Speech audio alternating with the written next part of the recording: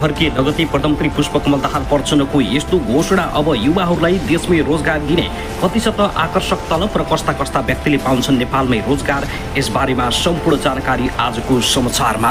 नेकपा एमालेबाट जितेका जनप्रतिनिधि जिल्ला अध्यक्ष र सचिवमा उठ्न अबदेखि नपाउने समिति सभापतिहरूसँग सभामुख देवराज घिमिरेले गरे गम्भीर छलफल, संक्रमणकालीन न्याय सहमतिबाट टुङ्गिने प्रचण्डको दाबी। रुस र युक्रेनमा सेना भर्तीबारे प्रधानमन्त्रीले भन्छन् जागिर खाने नाममा देशको कानुन उल्लङ्घन नगर्नुहोस्, ताइवान चीनको हो भन्दैमा नेपालको असंलग्न परराष्ट्र नीति डगमगाउने वाला छैन, प्रधानमन्त्री दाहाल स्वदेश फिर्ता। धरानका मेयर हर्क साम्पाङले पनि लगाए सुर्तीजन्य किनबेचमा प्रतिबन्ध, दलगत स्वार्थ नहेरे विकास निर्माणका सबै काम सफल हुने रवि लामी छानेको दाबी। पराजितहरू प्रधानमन्त्री र परराष्ट्र मन्त्रीका निकटस्थ हुन थाले, बद्री केसीको दाबी। सत्तारूढ गठबन्धन 5 वर्ष टेक्ने वर्षमान पुनको दाबी। चुनाव प्रचारका लागि प्रदेश जाने काङ्ग्रेसको निष्कर्ष, बदलिदो विश्वमा असर लाग्न आन्दोलन थप आवश्यक रहेको सरकारको घोषणा। बेरी जोन्सन कोरोला सडक निर्माणमा ढिलाइ भयो, गति दिनुहोस्, मन्त्री प्रकाश ज्वाला। सुन ओसार पसार गर्न महिला र विदेशी नागरिकलाई प्रयोग गर्दै तस्करहरू, रक्सी खाएर श्रीमतीको विवश रूपमा हत्या, उद्धार गर्न गएका 2 छिमेकीलाई पनि घाइते बनाइयो। रैथाने बाली जोगाउन कृषि कार्यालयमै कोदो कागोनो पिडालुको भोज भतेर। अब जहाज काठमाडौँ बाहिर अनिवार्य रात्रि विश्राम गर्नुपर्ने, थालियो कडाई निगरानी।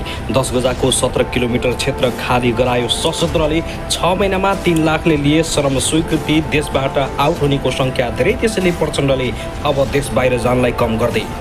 सदन खुल्ने बित्तिकै शान्ति प्रक्रियाको काम अगाडि बढाइने प्रधानमन्त्री प्रचण्डको भनाई। मेडिकल शिक्षा नेपालमा पढाउने व्यवस्था गठबन्धन सरकारले गर्ने मन्त्री बस्नेतको दाबी। नलपुरको होप्से कोर्टमा गर्भवती श्रीमतीको विवश रूपमा हत्या र संसदीय क्यालेन्डर बनाउने बारे सभापतिहरूसँग सभामुख देवराज घिमिरेको छलफल। माइती घरको निषेधाज्ञा हटाउन माग गर्दै प्रदर्शन गर्ने नेवी सङ्घका कार्यकर्ता प्रहरीको नियन्त्रणमा। अब हेर्नुहोस् पूरा समाचार। दर्शक नमस्कार, युट्युब च्यानल नेपाली खबर मिडियामा तपाईहरूलाई हार्दिक स्वागत छ। यदि हाम्रो च्यानललाई अहिलेसम्म सब्स्क्राइब गर्नुभएको छैन भने सब्स्क्राइब गरी नजिक रहेको बेल आइकन दबाई हामीसँग जोडिनुहोला। दर्शक सदा झै आज पनि हामी तपाईहरुमाझ देशभरका विभिन्न समाचारका साथ उपस्थित भइसकेका छौँ। यो भिडियोलाई अन्तिमसम्म हेर्नुहोला, साथै कहाँ हेर्दैहुनुहुन्छ, के भन्न चाहनुहुन्छ, तपाईको मनमा लागेका प्रतिक्रिया कमेन्ट बक्समा छोड्न नभुल्नुहोला। दर्शक के तपाईँ हाम्रो च्यानलमा नियमित श्रोता हुनुहुन्छ?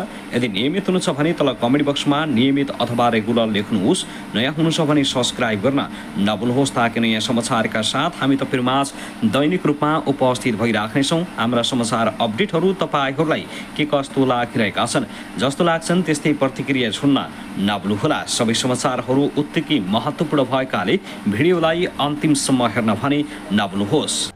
दर्शकबिन आउनुहोस् अब पहिलो तथा विशेष खबरतर्फ लागौँ। माइतीघर मण्डलमा लगाइएको निषेधाज्ञा हटाउन माग गर्दै प्रदर्शनमा उत्रिएका नेवी सङ्घका कार्यकर्ताहरूलाई प्रहरीले नियन्त्रणमा लिएको छ। निषेधित क्षेत्रमा भेला भएर विरोध प्रदर्शन गरेपछि उनीहरूलाई प्रहरीले पक्राउ गरेको हो। उनीहरूले माइतीघरको निषेधाज्ञा खारेज गर, अभिव्यक्ति स्वतन्त्रता कायम गर लगायतका प्लेकार्डसहित नाराबाजी गरेका थिए। दर्शक महानुभाव, त्यसगरी प्रतिनिधि सभाका सभामुख देवराज घिमिरेले प्रतिनिधि सभा अन्तर्गतका समितिका सभापतिहरूसँग छलफल गरेका छन्। आइतबार आफ्नै कार्यकक्ष सिंहदरबारमा सभामुख देवराज घिमिरेले सभापतिहरूसँग छलफल गरेका हुन्। छलफलमा समितिमा रहेका विधेयकहरूको अवस्था लगायतका विषयमा कुराकानी भएको बताइएको छ। प्रतिनिधि सभा अन्तर्गत 10वटा समितिमा संवैधानिक परिषद, विद्यालय शिक्षा, टिआरसी लगायत महत्त्वपूर्ण विधेयकहरू विचार दिन्छन्। सरकारले संसदको अधिवेशन बोलाउने तयारी गरिरहेको छ। सरकारले हिउँदे अधिवेशनलाई प्रभावकारी बनाएर लैजाने बताएको छ।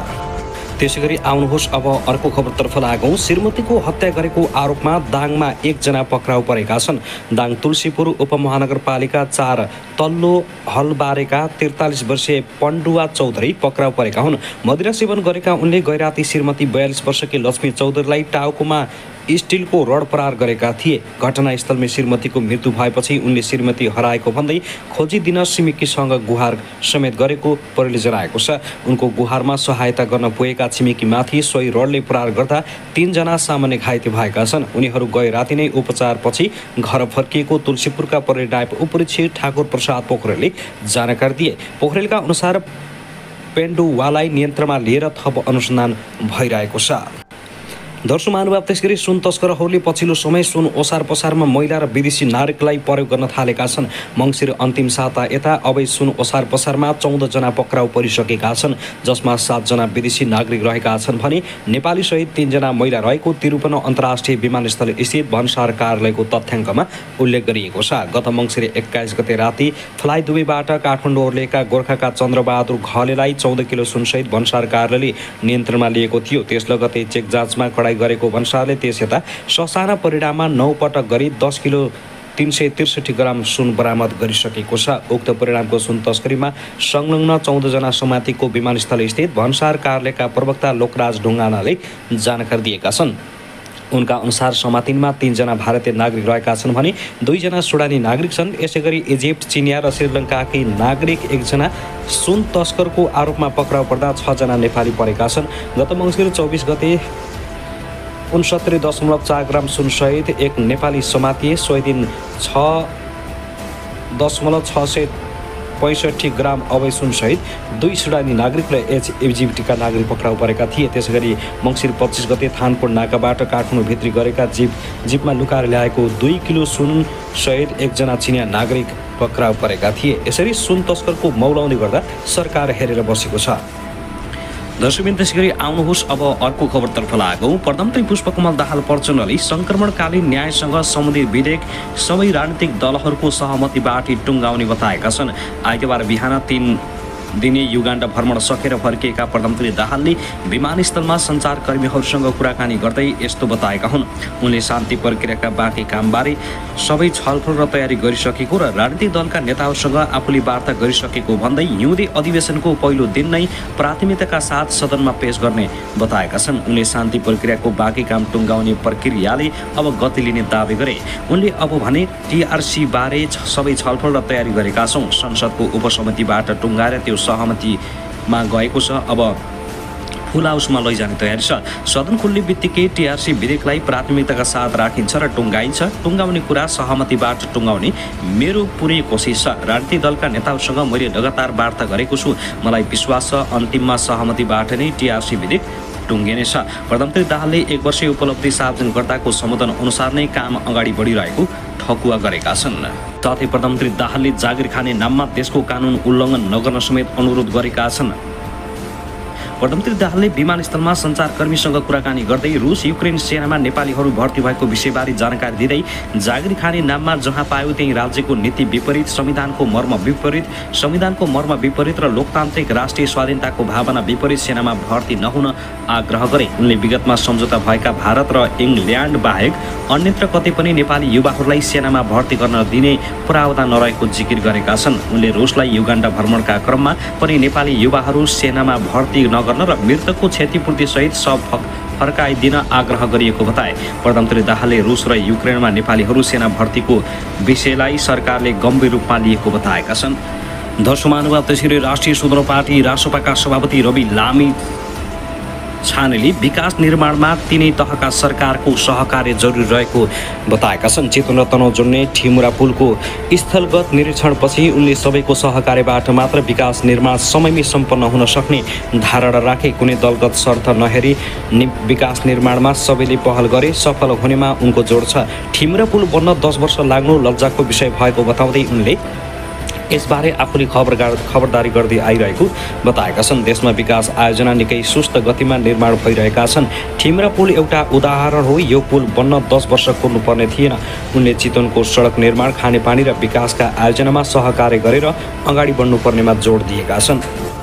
दर्शक महानुभाव, त्यसैगरी आउनुहोस् अब अर्को खबरतर्फ लागौँ। तिरुवन अन्तर्राष्ट्रिय विमानस्थलको उडान सेवालाई थप व्यवस्थित र प्रभावकारी बनाउन विमानस्थलले आन्तरिक उडानका वायु सेवा प्रदायकलाई जहाजको रात्रि बिसान काठमाडौँ बाहिरका विमानस्थलमा गराउने 1 वर्ष अघि निर्णय गरेको थियो। उक्त निर्णय अनुरूप वायु सेवा कम्पनीले जहाज काठमाडौँ बाहिरका विमानस्थलमा राखेर काठमाडौँका लागि पहिलो उडान पनि सञ्चालन गर्दै आइरहेका थिए। तर पछिल्लो समय कतिपय जहाज प्राविधिक मौसम लगायतका कारण देखाएर एयरलाइन्सले काठमाडौँमा रात्रि बिसान गर्न थालेपछि विमानस्थलले पुनः कडाई गर्ने भएको छ। अन्तर्राष्ट्रिय विमानस्थलमा रात्रि बिसान नगर्न वायु सेवा कम्पनीलाई दिएको निर्देशन कार्यान्वयनमा कडाई गर्न लागेको विमानस्थल कार्यालयले जनाएको छ। नेपाल नागरिक उडान प्राधिकरणले गत वर्ष नै काठमाडौँ बेस भएर उडान गरिरहेका वायु सेवा कम्पनीलाई काठमाडौँमा रात्रि बिसान नगरी काठमाडौँ बाहिरका विमानस्थलमा लैजान निर्देशन दिएको थियो। कतिपय एयरलाइन्सले तोकेको बेसमा जहाज रात्रि बिसान नगरी विभिन्न कारण देखाउँदै काठमाडौँमा भिडभाड हुन थालेपछि थप कडाई गर्न लागेको बताए। पछिल्लो समय एयरलाइन्सले कहिले प्राविधिक र कहिले मौसमको कारण देखाउँदै काठमाडौँ विमानस्थलमा रात्रि बिसान गर्न थालेपछि भिडभाड बढेकाले थप कडाई गर्न लागेको हो। विमानस्थलका महाप्रबन्धक प्रताप बाबु तिवारीले भने एयरलाइन्सहरूलाई विभिन्न बेस तोकिएको छ, सोही अनुसार उनीहरूले जहाज रात्रि बिसान गर्नुपर्छ। काठमाडौँ बाहिरका चन्द्रगिरी, विराटनगर, भरतपुर, पोखरा, भैरवा, नेपालगञ्ज र धनगढी विमानस्थलमा जहाजको यात्री बिसान हुने गरेको छ। ती जहाजले काठमाडौँका लागि सम्बन्धित गन्तव्यबाट पहिलो उडान गर्दै आएका छन्। त्यसैगरी आउनुहोस् अब अर्को खबरतर्फ लागौँ। उपप्रधान एवं गृहमन्त्री नारायणकाजी श्रेष्ठले युवालाई विदेश पठाएर देशलाई वृद्धाश्रम बनाउने खतराबाट मुक्त गरेर छाड्ने प्रतिबद्धता जनाएका छन्। बिहिबार स्वतन्त्र ऊर्जा उत्पादन सङ्घ इप्पानको 24औं वार्षिक उत्सवलाई सम्बोधन गर्दै उनले यस्तो बताएका हुन्। उनले देशलाई कुनै पनि हालतमा अल्प विकसित देशको अध्यक्ष भएकोमा गर्व गर्ने स्थितिमा नराख्ने बताए। उनले विदेश गएका युवाहरूलाई स्वदेशमै फर्काउन नयाँ ढङ्गबाट काम गर्नुपर्ने आवश्यकता रहेको बताएका छन्। उनले उत्पादन वृद्धि, आयात प्रतिस्थापन र निर्यात वृद्धि गरेर व्यापार घाटा कम गर्ने दिशामा सरकार अगाडि बढिरहेको बताएका छन्। उनले विकासको प्रक्रियालाई नयाँ र तीव्रतासहित अहिले सरकारले काम गरिरहेको जानकारी गराए। सुशासन प्रभावकारी बनाउने र इकोनोमी एक्टिभिटी बनाउने काममा सरकार लागि परेको बताएका छन्। उनले उत्पादन, रोजगारी बढाउने र व्यापार घाटा कम गर्ने दिशातिर देशलाई लैजान सके मात्रै युवाहरूलाई स्वदेशमै राख्न सक्ने वस्तुगत आधार तयार हुने बताएका छन्। उनले अब पनि बकबक गरेर बस्नु र ढिला गर्ने समय सरकारलाई नरहेको जिकिर गरे। उनले सरकारको संयन्त्र, निजी क्षेत्र मिलेर देशलाई कोल्टे फेर्नुपर्ने आवश्यकता रहेको औलाएका छन्। उनले भने अर्थतन्त्रलाई लयमा ल्याउने काममा त केही प्रगति गरेका छौँ, त्यसमा पनि अझै हामीले केही काम गर्न बाँकी छ, तर त्यसमा सन्तुष्ट भएर बस्न सकिने स्थिति छैन। हामीले अर्थतन्त्रको गतिलाई तीव्र पार्नै पर्छ र विकासको फड्कोमा जानैपर्छ। एउटा कुरामा हाम्रो कमी भएको छ, यो देशलाई कुनै पनि हालतमा अल्प विकसित देशको अध्यक्ष भएकोमा गर्व गर्ने स्थितिमा राख्दैनौँ। यो देशमा युवालाई बाहिर पठाएर वृद्धाश्रम बनाउने खतराबाट यो देशलाई मुक्त गरी छाड्छौँ, श्रेष्ठले भने। दर्शकबिन त्यसै गरी आउनुहोस् अब अर्को खबरतर्फ लागौँ। काठमाडौँ महानगरपालिका आफ्नै टेलिभिजन खोल्ने निर्णयबाट पछाडि हटेको छ। महानगरपालिकाका प्रवक्ता नवीन मानन्दरका अनुसार बजेट मार्फत टेलिभिजन खोल्ने योजना ल्याए पनि त्यो कार्यान्वयन नगर्ने जानकारी दिए। उनले भने टेलिभिजन स्थापना हुँदैन, अब यो योजना समाप्त भयो। महानगरपालिकाका उपप्रमुख सुनिता डङ्गोले गत असारमा वार्षिक बजेट, आर्थिक र विनियोजन विधेयक पेश गर्दै महानगरले आफ्नै टेलिभिजन च्यानल स्थापना गर्ने घोषणा गरेकी थिइन्। उनले त्यसबेला उक्त टेलिभिजनको नाम महानगर टेलिभिजन राखिने र यसको स्थापनाका लागि 5 करोड रकम विनियोजन गरेको समेत बताएकी थिइन्। महानगरपालिकाले आर्थिक वर्ष 2075-76 को नीति तथा कार्यक्रममै बजेट आफ्नै टेलिभिजन स्टेसन निर्माण गरी नगरवासीलाई आफ्नो सूचनाहरू प्रसारणको व्यवस्था मिलाउनको लागि अध्ययनको थालनी गर्ने योजना समेटेको थियो। त्यसैगरी आउनुहोस् आजको मौसमतर्फ जानकारी गराउन चाहे। कोशी र गण्डकी प्रदेशका पहाडी भूभागमा बिहानदेखि आंशिक बदली छ। मौसम पूर्वानुमान महाशाखाका अनुसार तराईका अधिकांश भूभागमा हुस्सु र पहिरो लागेको छ। देशका केही भूभागमा आज वर्षा र हिमपातको सम्भावना छ। पश्चिमी वायुको आंशिक प्रभावका कारण पहाडका केही भूभागमा वर्षा र हिमाली क्षेत्रमा हिमपातको सम्भावना रहेको हो। महाशाखाका अनुसार कोशी, गण्डकी र कर्णाली प्रदेशका पहाडी भूभागमा साधारणतया बदली रहनेछ। बाँकी भूभागमा आंशिक बदलीदेखि मौसम सामान्यतया सफा रहने बताइएको छ। पहाडी भेगका 1-2 स्थानमा हल्का वर्षाको सम्भावना छ। कोशी, बागमती, गण्डकी र कर्णाली प्रदेशका उच्च पहाडी तथा हिमाली भेगका केही स्थानमा हल्का हिमपातको सम्भावना छ। महाशाखाले राति कोशी, गण्डकी र कर्णाली प्रदेशका पहाडी भूभागमा साधारणतया बदली रहने जनाएको छ। कोशी, बागमती, गण्डकी र कर्णाली प्रदेशका उच्च पहाडी तथा हिमाली भेगका 1-2 स्थानमा हल्का हिमपातको सम्भावना पनि रहेको जनाएको छ। दर्शकबिन त्यसगरी आउनुहोस् अर्को दुःखद खबरतर्फ लागौ। दाङको तुलसीपुरको एक सामुदायिक वनमा एउटै रुखमा झुन्डेको अवस्थामा 2 जनाको शव फेला परेको छ। तुलसीपुर उपमहानगरपालिका 13 को सानो बखरिया स्थित सिद्धदेव सामुदायिक वनमा एउटै रुखको छुट्टा छुट्टै हाँगामा माइजू र भान्जा मृत भेटिएका छन्। झुन्डेको अवस्थामा एक महिला र एक युवकको शव फेला परेको इलाका प्रहरी कार्यालय तुलसीपुरका प्रहरी निरीक्षक नवचन्द्र मल्लले जानकारी दिए। मृत भेटिनेमा तुलसीपुर उपमहानगरपालिका 3 गोटी खोला निवासी 19 वर्षीय युवक तुलसीराम घरती र सोही ठाउँकी करिब 35 वर्षीय बसन्ती थापा रहेको प्रहरीले जनाएको छ। मृतक बसन्ती विवाहित हुन्। उनका पतिले केही दिन अघि मात्रै पत्नी हराएको भन्दै इप्रोका तुलसीपुरमा निवेदन दिएका थिए। बुधबार पाट टिप्न गएका बेला स्थानीयले झुन्डेको अवस्थामा शव देखेपछि प्रहरीलाई खबर गरेका थिए। उनीहरूको शव सडेको अवस्थामा फेला परेको छ। घटनाबारे थप अनुसन्धान जारी रहेको प्रहरीले जनाएको छ। दर्शकबिन त्यसगरी आउनुहोस् अर्को दुःखद खबरतर्फ लागौ। जिल्ला प्रहरी कार्यालय सुर्खेतमा एक पुरुष विरुद्ध गत कार्तिक 15 गते जबरजस्ती करडीको जाहेरी दर्ता भयो। सो जाहेरी बुबाले बहिनीको बलात्कार गरेको भन्दै छोराले दिएका थिए। जाहेरी दिने 21 वर्षीय भरत बुढाको सोमबार हत्या गरिएको छ। प्रहरीका अनुसार सुर्खेतको पञ्चपुरी नगरपालिका 6 कुवापानीका भरतको शरीरमा घरेलु धारिलो हतियार बन्चरो प्रहार गरेर हत्या गरिएको हो। घटनाबारे प्रहरीले बेलुका 1 बजे स्थानीयबाट खबर पाएको जनाएको छ। प्रारम्भिक अनुसन्धानमा उक्त हत्या बलात्कार घटनासँग जोडिएको देखिएको जिल्ला प्रहरी कार्यालय सुर्खेतका प्रवक्ता एवं प्रहरी निरीक्षक कृष्णबहादुर खड्काले जानकारी दिए। खड्काका अनुसार मृतकका काकाले कर्तव्य ज्यान सम्बन्धी किटानी जारी दिएका छन्। मृतक बुढाकी बहिनीले भारतमा रहेका आफ्नै बुबाले दाइको हत्या गरेको बयान दिएकी छन्। आफूलाई बुबाले नै बलात्कार गरेको र सोही विषयमा बुबा र दाइबीच विवाद हुने गरेको उनको बयान छ। निरीक्षक खड्काले भने हत्यामा मृतकका बुबाकै हात रहेको भनेर जाहेरी दर्ता भएको छ। उनको खोजी कार्य भइरहेको छ। साथै गहिरो रूपमा थप अनुसन्धान पनि भएको छ। जाहेरी दर्ता भएपछि केही समय अगाडि मात्रै शवको पोस्टमार्टम भएको छ। मृतक युवककी बहिनीले दाइको हत्या बुबाले नै गरेको भने पनि ठोस प्रमाण पाउन सकेको छैन। गत असोज 27 गते मृतककी बहिनी 19 वर्षीय किशोरी मामा घरमा थिइन्। कामको सिलसिलामा भारत मजदुरी गर्दै आएका बुबा गाउँ आएको खबर पाइन्। उनलाई बुबाले घरमा बोलाए। धेरै समयपछि घर आएका बुबालाई भेट्न उनी मामा घरदेखि घर पुगिन्। लामो अन्तरालपछि बुबासँग भेटिएकोमा उनी खुसी थिइन्। त्यो दिन बुबालाई त भेटिन्, तर सोही रात उनले कहिले पनि कल्पना नगरेको घटना घट्यो। उक्त दिन खुसी बोकेर मामा घरबाट आएकी उनलाई बुबाले भेटेको रातले तडपायो। त्यस रात आफ्नै बुबाबाट बलात्कृत भएको बयान किशोरले दिएकी थिइन्। घटनाबारे उनले कान्छी आमालाई सुनाइन्। कान्छी आमाले उनलाई यो कुरा गुपचुप राख्न सल्लाह दिन्। यस्ता कुरा बाहिर भन्यो भने आफ्नै इज्जत जान्छ भन्दै चुप गराइन्, तर किशोरीको मन मानेन। घटना घटेको केही सातापछि मनमा आँट बटुलेर दाइलाई सुनाइन्। दाइले यस विषयमा बुबालाई सोधे। त्यसपछि बाबु छोराको झगडा हुन थालेको किशोरीको भनाइ छ। त्यसपछि किशोरीका दाइले एक गैर सरकारी संस्थाको सहयोगमा जिल्ला प्रहरी कार्यालय सुर्खेतमा कार्तिक 15 गते बुबा विरुद्ध जबरजस्ती करडीको मुद्दा दर्ता गराएका थिए। जाहेरीमा बताइए अनुसार किशोरीका दाइलाई उजुरी नहाल्न उनका बुबाले धम्की समेत दिएका थिए। छोराले उजुरी दिएपछि बुबा कान्छे श्रीमती लिएर भारत गए। किशोरीले प्रहरीमा दर्ता गराएको जाहेरीमा भारतमा काम गर्ने आफ्ना बुबाले घरमा भेट्न बोलाएर जबरजस्ती गरेको उल्लेख छ।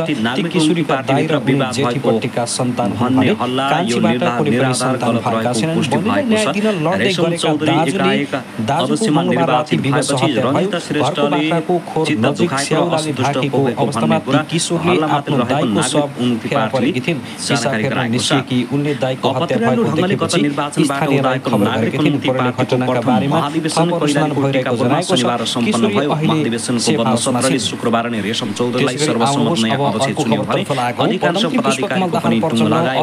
महाधिवेशनले नयाँ अध्यक्ष कसलाई चयन गर्न भन्ने चासोको विषय थियो, किनभने पति पत्नी समेत रहेका रेशम र रञ्जिता बाहेक पार्टी अध्यक्षमा दाबी गर्ने अरू नेता थिएनन्। यही बीच महाधिवेशनले चौधरीलाई नयाँ अध्यक्ष चुन्यो। रेशम अध्यक्ष चुनिएसँगै पार्टीको संस्थापक अध्यक्ष रञ्जिता श्रेष्ठ असन्तुष्ट रहेको त्यही विषयलाई लिएर उनी महाधिवेशन स्थलबाट बाहिरिएको लगायतका हल्ला मण्डलमा उनकी सुपुत्री गंगा दाहाल, परराष्ट्र मन्त्री नरप्रसाद साहु, परराष्ट्र सचिव सेवा लम्साल, नेपाल सरकारका वरिष्ठ अधिकारीहरू बताउने गरेका छन्। पार्टीको नवनिर्वाचित अध्यक्षप्रति संस्थापक अध्यक्ष रञ्जिताको लागि सहयोगलाई महासचिव गंगाराम चौधरीले दाबी गर्छन्। आकस्मिक बैठक भएर म जाँदैछु, मेरो पूर्ण समर्थन छ। रेशमजी भएपछि म आफै भएसर हो भनेर उहाँ रञ्जिता त्यस दिन निस्कनु भएको थियो। उनी भन्छन् असन्तुष्टका विषयमा जसरी बाहिर हल्ला आएका छन् यसमा अलिकति पनि सत्यता छैन। महाधिवेशन गते शनिबार शनिबार बसेको केन्द्रीय समिति बैठकले विधान संशोधन गरेर संस्थापक अध्यक्ष रञ्जिताको लागि सह अध्यक्ष पद सिर्जना गरेको छ तर घटुवा भएर उनी त्यस पदमा बस्ने भनेर चासोका साथ लामिछाने विरुद्ध सरकारी विभागमा उजुरी दर्ता भएको छ। सरकारी ठगी प्रकरणमा राई र लामिछाने मुछिएको भन्दै आवश्यक छानबिन र कारबाहीको माग गर्दै नेपाली नागरिकताका तर्फबाट युवराज सफलले उजुरी दर्ता गराएका हुन्। सहकारी ऐन भन्दा बाहिर गई कारोबार गरी सहकारी सम्बन्धी कसरमा संलग्न उल्लेखित सहकारीका पदाधिकारी सञ्चालक र गोर्खा मिडिया नेटवर्कका अध्यक्ष जीवी राई र तत्कालीन ग्यालेक्सी टिभीका सञ्चालक र गोर्खा मिडिया नेटवर्कका एमडी रवि लामिछानेलाई कानुन बमोजिम हदैसम्मको कारबाही गर्न यो निवेदन पेश गरेको निवेदकको माग रहेको छ। साथै निवेदकले सहकारीबाट कर्जा लिँदा गरिएका कर्जा सम्झौता कागज, कर्जा प्रवाह गर्दा गरिएका सहकारीको निर्णय, कर्जा लिनेबारे कम्पनीले गरेको निर्णयको प्रतिलिपि वा सकल कागज नै झिकाई आवश्यक अनुसन्धान गर्न समेत सहकारी मन्त्रीको ध्यान आकर्षण गराएका छन्। निजहरूले कुनै लिखित सम्झौता बिना कर्जा लिने दिने कार्य गरेका रहेछन् भने पनि सङ्गठित अपराध जालसाजी षड्यन्त्र गरी सहकारीको पैसा लगै हिनाबिना गरेको हुँदा यस सम्बन्धी आवश्यक अनुसन्धान गर्नको लागि नेपाल प्रहरीको केन्द्रीय अनुसन्धान ब्युरो सीआईमा पत्रचार गर्नुहुन पनि रजिस्ट्रारजीको ध्यान आकर्षण गराउँछु निवेदकमा लेखिएको छ।